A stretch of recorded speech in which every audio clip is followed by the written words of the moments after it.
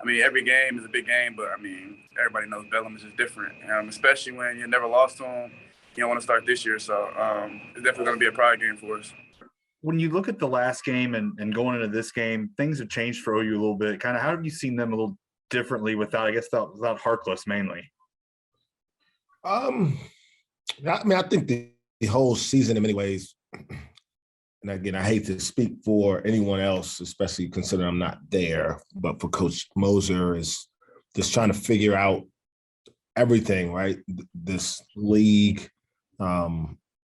personnel and all that stuff. And I think they're still kind of evolving, if you will. And obviously they've had to evolve since they lost Harkless. It's a terrible loss for a really, really good player. But you can see some of the other guys kind of become a little bit more aggressive, guys like Jalen Hill doing a little bit more the last few games. Obviously, Emoji Gibson didn't play well against us, but he played well in some other games.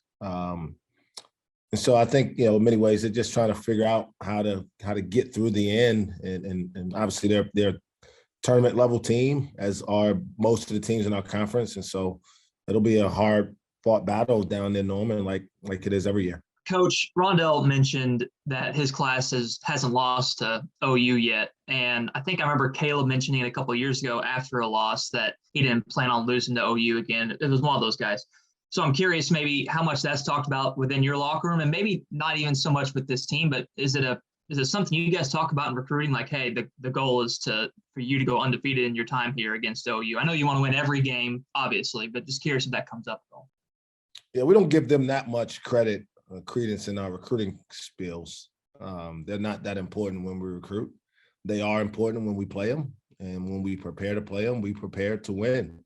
And so I have a lot of respect for them. I have a lot of respect for Joe C. I have a lot of respect for Coach Moser.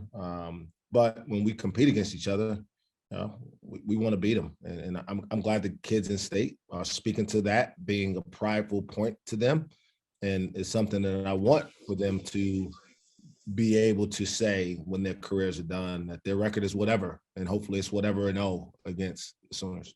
I don't lose sleep thinking about them, but when I think about them, I think about beating them every single time.